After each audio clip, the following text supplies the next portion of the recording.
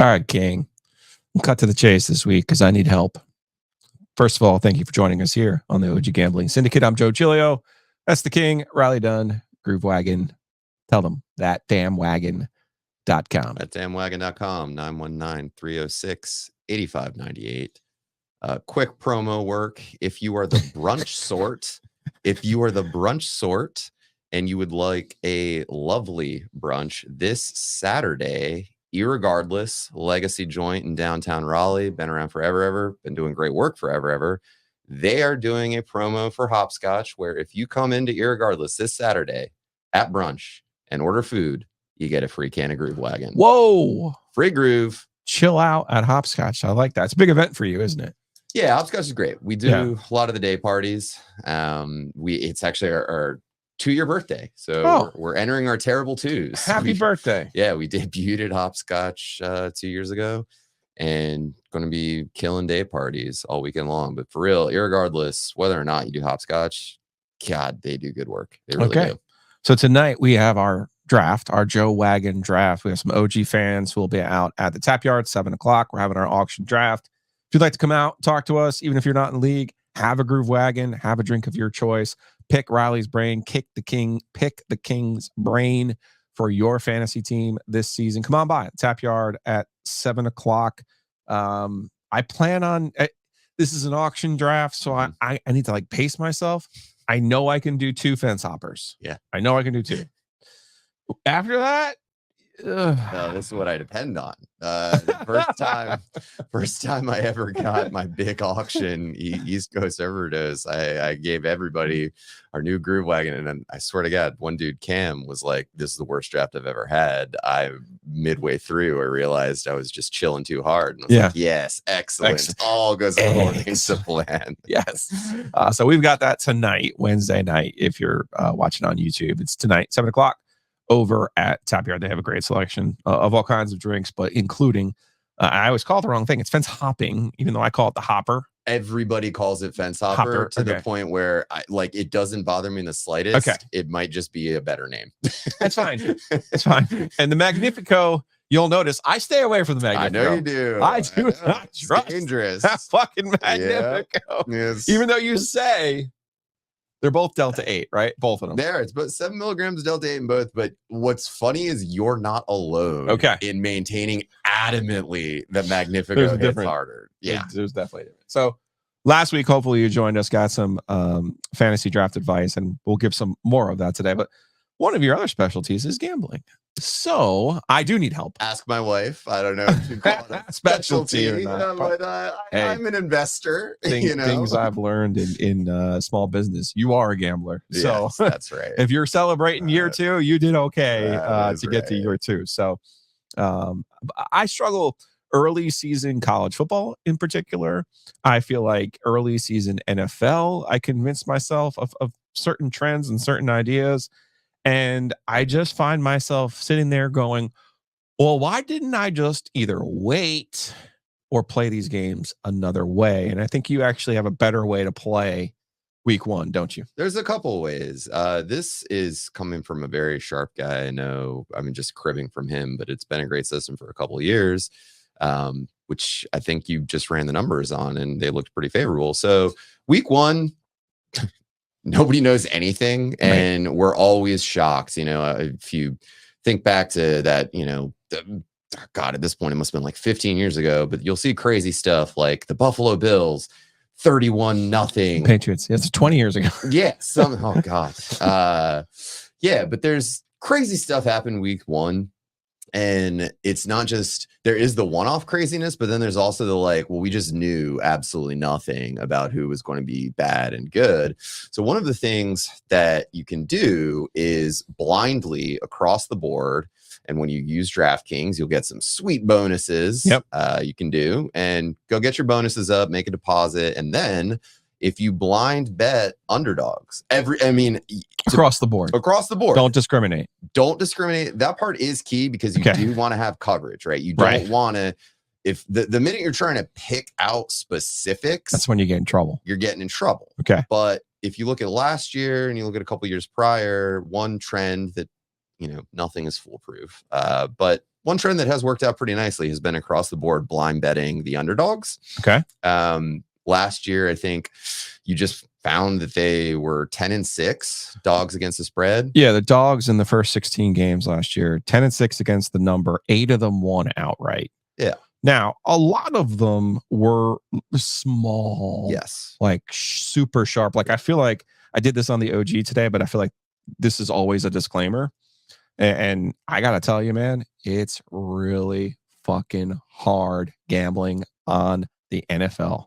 They're the on sharpest sides lines and totals. Like it's really hard. The NFL numbers are the sharpest numbers that you'll find. Not even close. It's correct. It's not even close. I will say for myself, I've had some pretty darn good pick 5 super contest years. I've had some dogs as well. Yeah. I've for sure had some years. Pick 5 started at Caesars from Vegas. You pick 5 games each week against the spread. You keep it running season total of those 5 games. And at the end of the year, it's usually a pretty good pot for the people in a they call it either a pick 5 or a Caesars. Pick 5 is wonderful. I love it. And it's kind of informed the way that I think about approaching season-long betting. And it's kind of goes back to what we're talking about in terms of thinking about fantasy. Everything is a market, and you need to first establish, without even looking at the spreads or looking at who is favored or not. My favorite thing to do is to think, which teams do I think I am probably higher on than everybody else, and which teams do I think I'm probably lower on than everybody else, and kind of use that as the lens. I think I can answer that one right away. For the week 1 slate. Yeah. I'm big on Harbaugh. Yeah. Like I'm a year 1 Harbaugh guy. I think he's going to have success. Justin Herbert hasn't been coached at all in his NFL tenure. So I'm actually a big believer in Harbaugh. I actually do have money on the Chargers this week. It's a home 3. And I know what happened last year. The Raiders are the reason Brandon Staley finally got fired. True. So I get that. Yeah. And I get Antonio Pierce. It kind of, rejuvenated the Raiders there in the second half of the season. But I do like Gardner Minshew. Please don't get me wrong. Right? Moxie. He's the new this year is Jake Delhomme. Jake Delhomme. He's a Fitzpatrick. He's a whatever your knockoff Brett Favre, a preferred knockoff gambler diet Brett Favre would be. He's there. I get that. But I'm super all in on Herbert and Harbaugh and the Chargers there. So that is my actual one straight play that I have in the books already this week. But just I wanted to pull up the DraftKings stuff and we can just look at some of these dogs. Even though you're saying just take them straight, just don't discriminate. Yeah. Don't discriminate. Don't overthink it. What the premise of the system is you don't know dick. Nobody does week 1.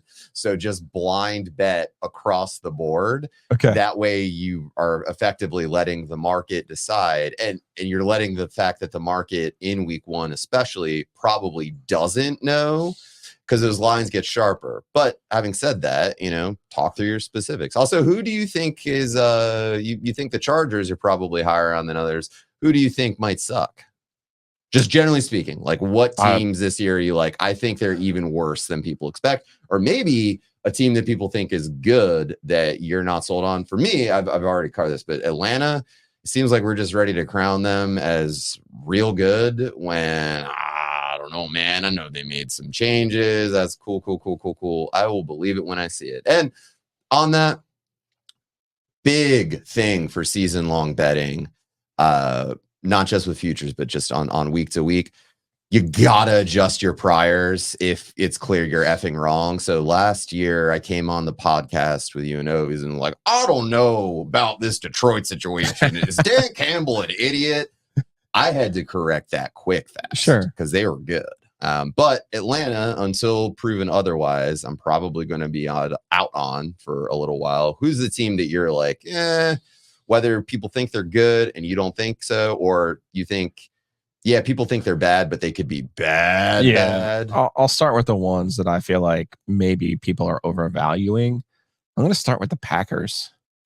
Okay. They got hot at the end of the year. They did. Beat a Dallas team that for whatever reason was checked out on defense. Sure enough, they should have beaten whoever they lost to. They ended up losing to the Niners. I mean, they should have won that game in the playoffs. I get that. That's right. But the mistake that people make, and I just mentioned this with the Raiders, and this happens all the time in college basketball. The mistake people make all the time in gambling and everything else is you think year 2 begins where year 1 ends. That's not the case ever. I mean, it takes a very special situation, a Carolina basketball 16-17 to have. I mean, you better have everybody back, right? Yeah. Like, it's a very special situation where you see a team really just pick up where they left off. So I think I have a raised eyebrow for the Packers and all of the love that they're getting.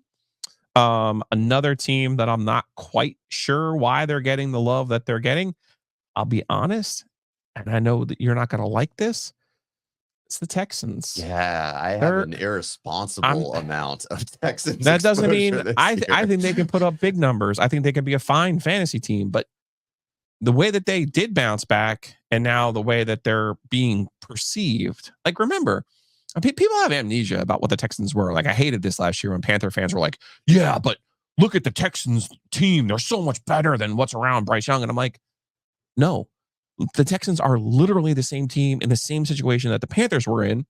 They hired a better coach. I hate how much I agree with this. There's no doubt about that. I do have an irresponsible amount of Texans exposure. Right. Like but it's water finds its level. Is what I'm getting at. You know what I mean? I can see that. They won a bunch of games last year, and he got hot. CJ Stroud got hot. I still think he could be really good. I'm not like predicting some sort of sophomore slump. I'm just saying in the NFL, there's usually a reason why there's so much oscillation between seasons.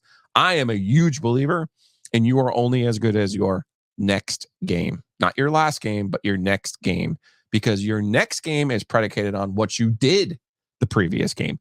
When you play like shit, you're motivated to show people who you are. And when you bust a nut and play the thing as good as you can, and you ride that thing all the way to 11, it's really fucking hard to do that again the next week. I mean, it's really hard to reload the musket in games like that. What I like about the way that you're approaching this is it's the last bit you just said there about you're not saying they're going to be bad. Right. You're just saying, I love this term you just used of raised eyebrow. You're saying, I think that people are overvaluing them. Yeah. Not that and they're extrapolating. Going to be bad. Sure. What they're saying is the Texans went 10-7 last year. He was a rookie, and it was a rookie head coach. So therefore, they're going to be 12-5 this year. And it's like, no, they might be 9-8. They might be 10-7 again. People could be over extrapolating that. I could totally see that. I'm afraid because I can't totally see that.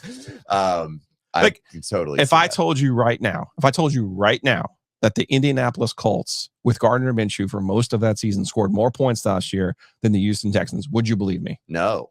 Of course not. I would not. Of course not. Colts scored 396 points last year. The Texans scored 377. Wow. If I told you that the Cleveland Browns with Joe Flacco scored more points last year than the Houston Texans, would you believe me? I would not. Right. I mean, the same thing, 396 points. I am a huge believer, as all analytical people are. I'm not trying to act like I fucking invented the wheel here. Point differential to me in both Major League Baseball and NFL, super important. Super important. And oh, you got now I have a bunch of fucking Buffalo Bills tickets that are scrapped up because of this very reason, or the Cowboys last year. Cowboys were plus 194 last year.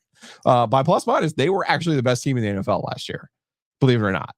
No, I'm sorry, the Ravens were plus 203. I mean, they were the best team in the NFC last year, so it can throw you off. Please don't get me wrong. You can have some games where you kind of the Dolphins had this last year where they beat the Broncos by 1,000, right? So it can skew it a little bit, but I do think for the most part, point differential is going to be your friend when trying to determine certain things, maybe more so for futures. And I feel like we should talk about, let's go through a little bit of these games though. The week 1 games, just in terms of, here's what we probably would do, right? Like, we'll go game by game real quick. Ravens are +3 at the Chiefs.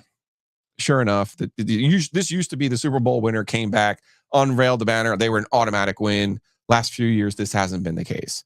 So in this game, I think most sharps would take the Ravens in the points, right? Probably because it's. And by the way, you asked prior, do you fade the public? I don't like to fade it blindly, but I do, as part of my process, I always check The spread.com has, if you Google who does the public like NFL, the first result will be from a site called the spread.com. It's very conveniently laid out where they will show you a couple things. They will show you how the line has changed since it was released, which can be pretty helpful to see, you know, where the closing line value is and how the line is moving with or against a certain side. And it'll just really nicely in a pie chart show you what percentage of money is on which sides. I don't know what that looks like for that Ravens game. I haven't looked at that, but I would. And I do think that Ravens getting points, you know, feels like the sort of situation where when we're thinking about biasing towards underdogs in week one, I mean, yeah, I think there's a sharp case to be made there. I do know that the number one public team for week one is the Texans. It's got to be. I think it's 78% of the money is on the Texans. Great. Wonderful. So wonderful. The next game, Packers, Eagles, Packers on the road, but +2.5. I would take the Packers. Right? Well, that's interesting to me because Philly is doubly interesting to me because I will say the Packers I can see if so Jordan Love, for instance, you know, this idea of like over extrapolating. What's funny about this to me is I own in season-long fantasy just a horrifying amount of CJ Stroud. And then I look back and I'm like, you don't own any Jordan Love because there could be it's basically the same bet. Right. And yet I've only made it in favor of the Texans. Having said that, as we talked about last week, I do kind of think that Philly is being bizarrely slept on, given that they're perennial NFC contenders and things went off the wagon last year. But my God, they were like, what, 14-1 at one point or something? They were some crazy record, and then the wheels totally came off, but they are a perennial contender. I like cousin Greg or Nick Sirianni. Like I do like him as a coach and a dude. So that one is interesting.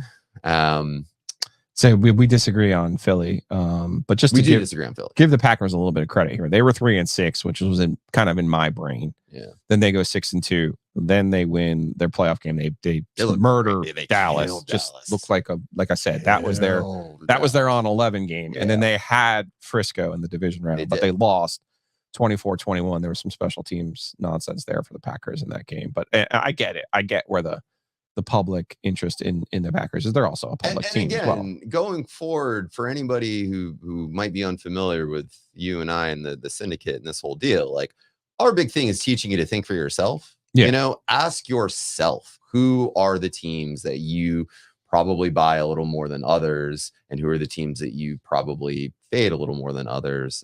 One that, you know, we'll get to, but I think I'm starting to talk myself into the Bucks as a future for the division, and just generally because I am skeptical of Atlanta. I sure as heck don't think the Panthers, who, by the way, there are folks who are, it has been called to my attention, there are people betting the Panthers to win this division. Yeah. I am a lifer Panthers fan. I went to their first ever win. I love them, my God, but man, it's tough for me to see that. Whereas with Tampa, it's kind of like, well, they've done, you know, they did the thing last year. They actually won a playoff game.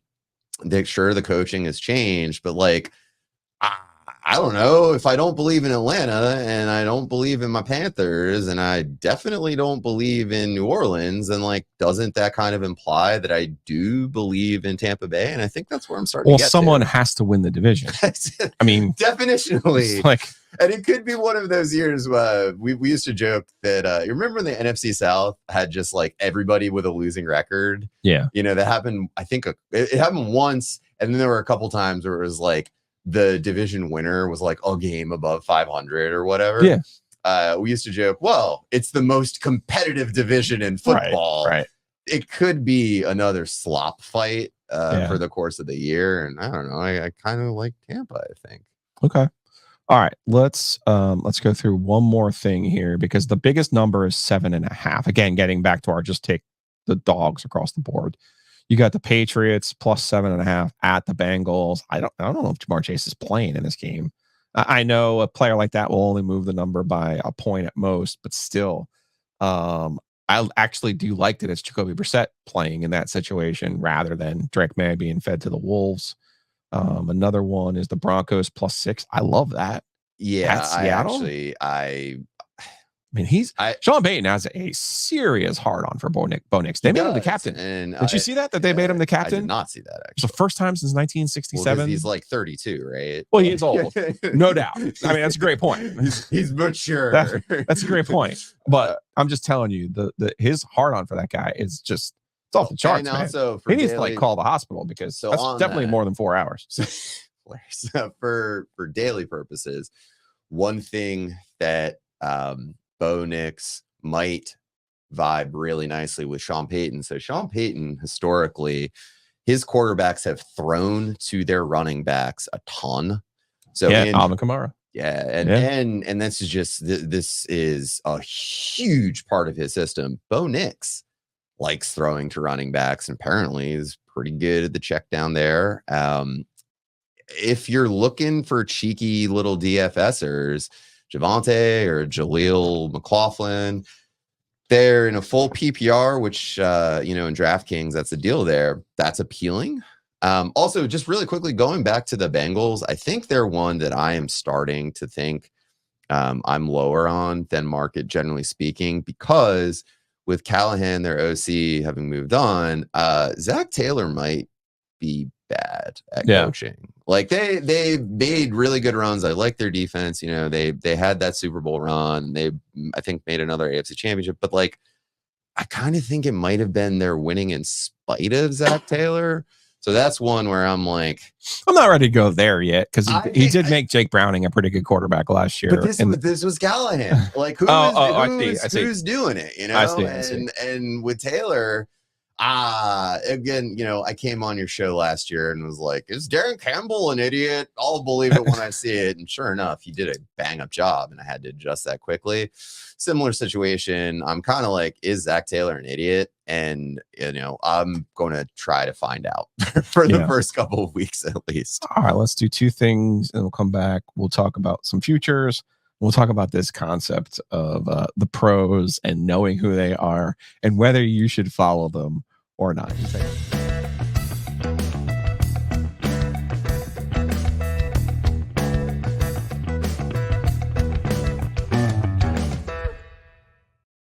All right, I love it when a plan comes together. We did a contest last week for college football picks. Why not we do one for NFL picks? Here's the first thing you got to do. Go to DraftKings Sportsbook, download the app. If you are not a customer, sign up. Use the promo code OG24. The NFL season is here. That means the best place to bet on the NFL is DraftKings Sportsbook. Download the DraftKings Sportsbook app. Use that promo code OG24, and you will get $250 in bonus bets. Right. You got to bet $5, and you get $250 in bonus bets. That's actually a better deal than when gambling became live in March. Plus, you get 1 month of NFL Plus Premium on DraftKings, only on DraftKings. The crown is yours. All right, before I play the disclaimer there, Riley, so we're going to go to DraftKings. You're going to sign up. You're going to go to pools. Okay, you're going to click on pools. You're going to click on join a pool, and you're going to find our pool, which is here. Here's the address right here. sportsbookdraftkings.com/pools/pick-pool. And then that last part is the code to join the pool, 5CX12W1. Okay, that's what we see there. Again, check out that address. I can even pull up here my Twitter account, which will also show you the easiest way to join us this week. So again, we had about 48 in our college football picks last week. Appreciate everyone for doing that. But here you go. Come join us on DraftKings Sportsbook this week and tell them, Johnny, what they can win if they win our DraftKings NFL Pick'em pool this week. Totally free, by the way. Totally free to enter. All you need is a DraftKings account. That's the only criteria. Whoever wins, you get a free mixed case of Groove Wagon. What? Yeah. I was going to say a 6-pack. Brother, I got cans. Okay.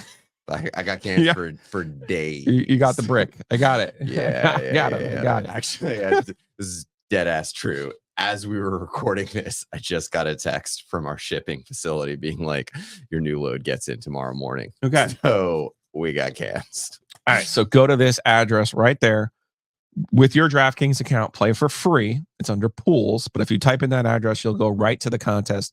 The person who the winner take all contest, it's the 13 games on Sunday. We're not going to do the Thursday or the Friday game.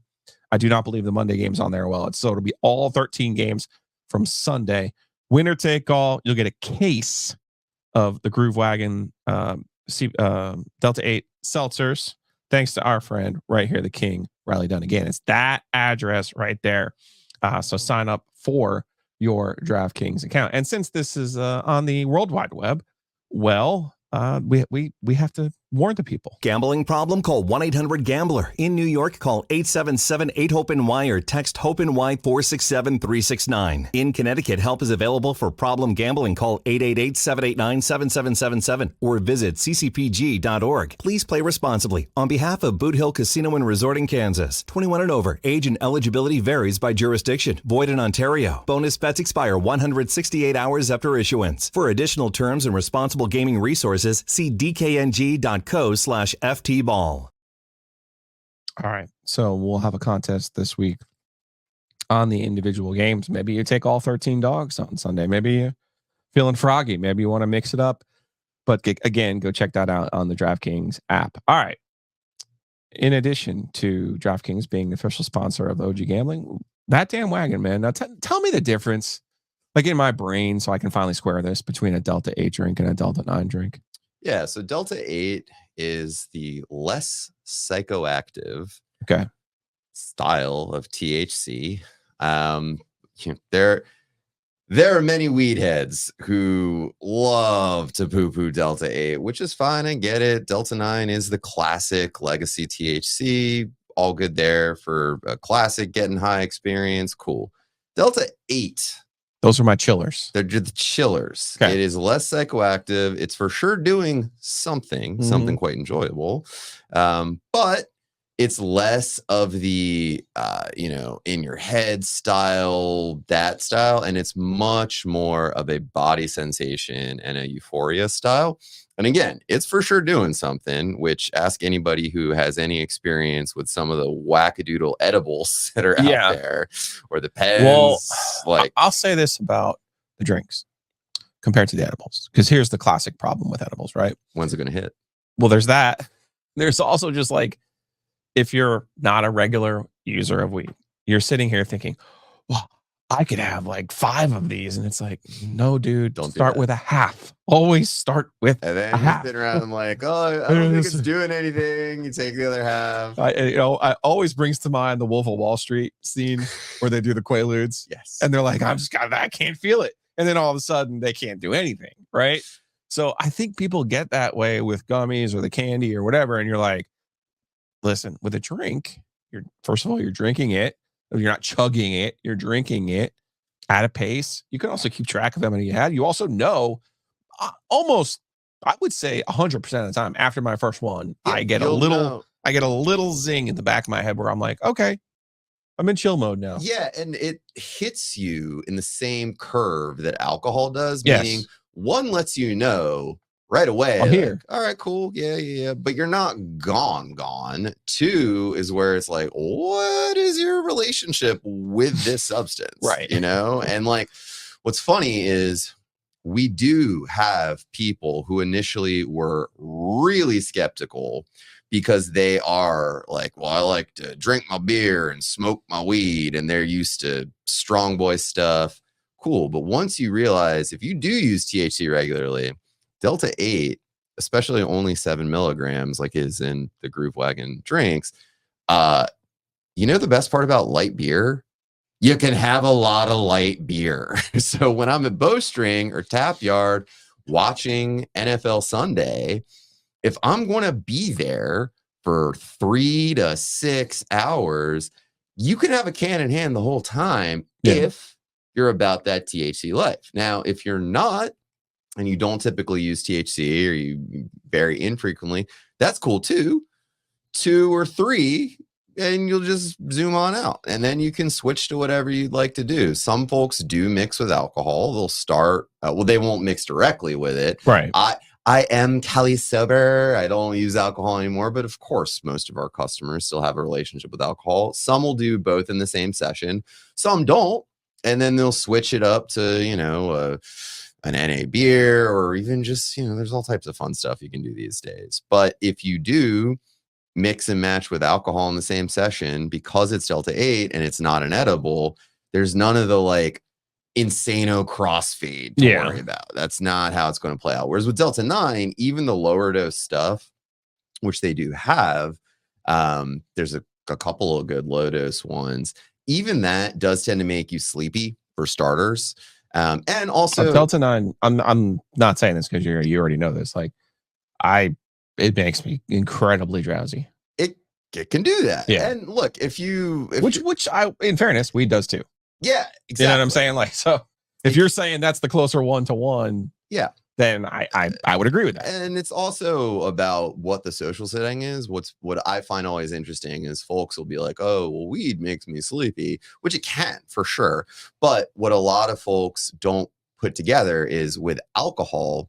So think about, a cocktail, right? Like I'm Manhattan guy. It was always my drink. Or, sometimes vodka and lime. Keep it simple. Well, if you're doing that at 9 p.m. as a nightcap, that one whiskey or that one or two, whatever cocktails, like that's a nightcap. You're gonna go to sleep. Won't be great sleep quality, but like you'll go to sleep. Right. Flip side of that is if it is Friday afternoon, you just got off the plane, it's the boys' weekend, that first cocktail is your ticket to turn up. And it's very similar with drinking weed, where the social context of the ritual can really impact whether or not it's your ticket to turn up, or if it is going to be a nightcap. Like, well, folks will send in photos from their Whoop bands, like the body monitor. Yeah.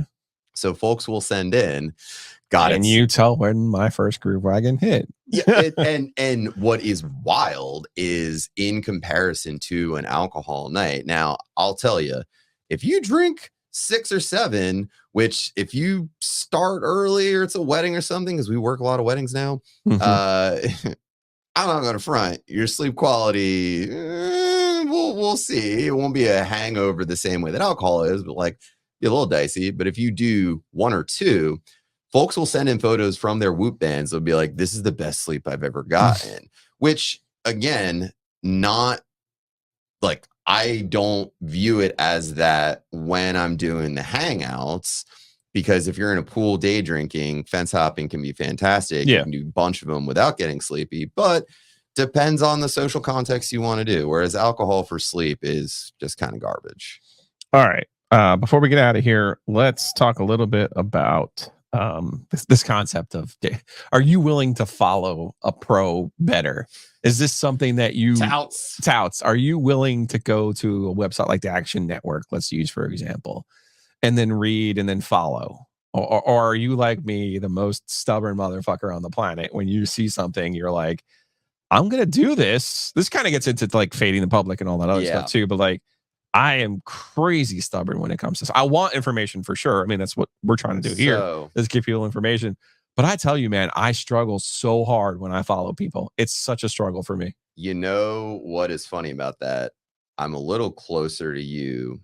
I'm not necessarily as blind about it, but one thing, hilariously, the origin story of Groove Wagon ties directly into this. So if every expert / people whose opinion I generally respect, if they are all on the same side of a bet, and the origin story for Groove Wagon was, it was the Alabama UGA National Championship.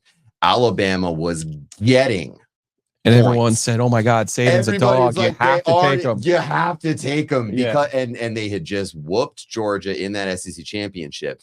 So I saw that, and my contrarian streak was like, I'm just going to blind bet Georgia. Like, if everybody is on the Eagles Chiefs Super Bowl was another one. Yeah. Everybody whose opinion I respected seemed to be on the Eagles. And I'm like, I don't know. I'm going to blind bet in response to that KC. So for me, I'm not generally like, okay, go check out who the public likes and just blindly do it. But I do, among the pool of people whose opinions I respect, if everybody is on the same side of a thing and I'm just seeing the same bet over and over and over and over, then yeah, I am like, I don't know, that just Gonna zig when everyone else zags. right. Well, and in big spots, I along like that. along that line, we'll leave on this. So Sunday night, LSU plays USC. I have not bet on the opening weeks of college football because, again, I'm just not good at it. Minefield. Part of that is I don't have money in my account, but part of it is also like, hey, I know what my limitations are, right? But I'm sitting there on Sunday and I'm like, man, LSU, USC, Brian Kelly. I'm like, oh, let me go read what Action has. And they had a stat. Okay, now they emailed me, but I had a stat from them. The totals in both LSU and USC football in 2023, both high scoring offenses, both teams struggle on defense, right? If you blindly took the over in every LSU and USC game in 2023, you would have gone 23-3, which is impossible in gambling. That's real. Wow. Impossible in gambling. Okay. So I see this and I'm starting to itch a little bit. I'm like, well, maybe I got some money in my Venmo account. Well, maybe I can do this. Maybe I can do that. What happened in the game? The total was 64. What happened in the game? 27-20. Under. Dead, stone cold under after a scoreless first quarter. So what my point here is, make up your own mind, make your own picks. And again, that link right there, that's sportsbookdraftkings.com. That's our pool this week. So enter our pool this week on the DraftKings. All you need is a DraftKings account. The contest is free.